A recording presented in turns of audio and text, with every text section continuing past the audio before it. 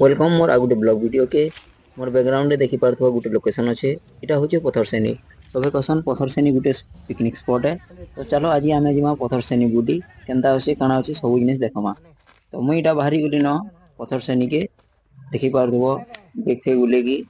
तो मोर संगे जिबे इटा मोर गुटे भाईटे अछन से सब जिनिस शूट करबे मोर पछाड़े बसिकी।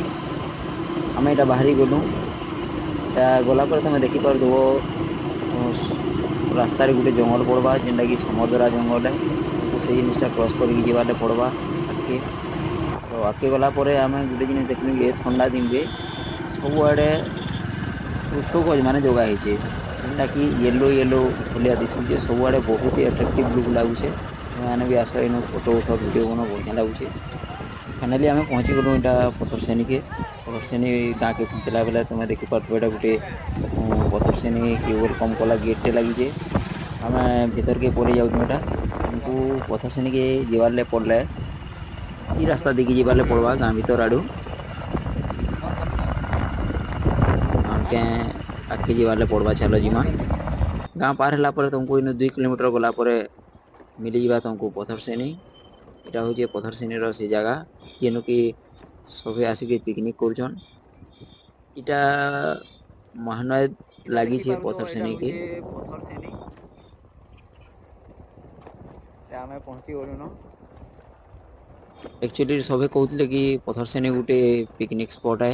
इनो तो पिकनिक माने आमे करसन भाबलु सबुआडे चलो आज दिने पथरसेनी देखि जिमा पारुजे देखमा केनता होचे काना होचे सब जगह। मते भाई पथरसेनी महानदी सेतु है। एते खास न लागला।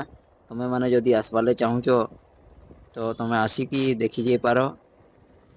इटा महानदी लागी छे जेनटा कि बोटिंग सिस्टम माने करा ହେଇचे खाली देसी बोटिंग बोलो तो इनके पहुंची गला परे इटा गुटे पिकनिक स्पॉट अच्छे जेनु कि पिकनिक माने करसन। आ बेसी किछि ना न गुटे मंदिर अच्छे देवी मंदिर से मंदिर टा में तुमको जाइकी देखे देमी चलो आके। इटा आसला परे तमे देखुथबो इटा बेसी किछि लोकेशन न जे भी बेसी एक्सपेक्ट करूछो ई जगह रे भल थिबा जगह मते हेते किछि खास ना लागला। तमे माने जदी आसबाले चाहुचो बोले आसी पारबो। मंदिर अच्छे इटा महानदी जाइछे तले गले देसी बोटिंग फोटिंग सिस्टम करा ହେଇଛେ।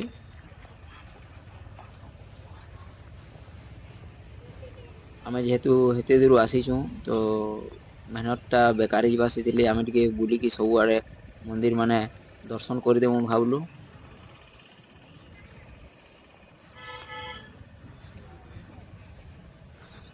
ଏଟା ହଉଛି ସେଇ ଦେବୀ ମନ୍ଦିର। ମନ୍ଦିର ର ଗୁଟେ ସାଗିଆ ଅଛି ତମେ ଯାହା କିଛି ବି ଇନୁ ମାଗବ ଦେବୀ ମା ତମକୁ କେଭେ ଅସନ୍ତୋଷ ନା କରନ୍। ଏଇ କଥାଟା ସମସ୍ତେ କହିସନ୍ ଗାଁରେ ବି ଆମେ ପଚାରିକି ବୁଝଲୁ। ଆସ ତମେ ଏନୁ ବୁଲିକି ଯାଅ।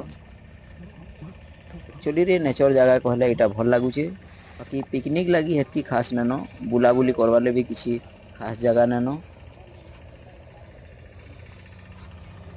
ଦେଖି ପାରୁଥିବ ମୁଇଁ ସବୁଆଡେ ଦେଖେଇ ଦଉଛେ ଖାଲି ମହାନଦୀ ଟା ଅଛେ ଆଉ ମନ୍ଦିର ଟେ ଅଛେ ଖାଲି ଆଉ କିଛି ବେଶୀ ଅଧିକା ନାଇନ। ତମେ ଯଦି ଚାହିଁବ ବୋଲେ ବୋଟିଂ ମାନେ କରିପାରବ ବୋଟିଂ ମତଲବ ଇନୁ ଦେଶୀ ଡଙ୍ଗା ମାନେ ଅଛି ଯେନୁ କି ଲୋଗ ଯାଇକି ମଜାକେ ବୁଲିକି ଆସି ପାରୁଛନ୍। ଦେଖ ଏଇଟା ଯାଇଥିଲି ମାନେ ସେଇ ଟାଇପ ର ତମେ ବି ଯାଇକି ଆସିପାରବ।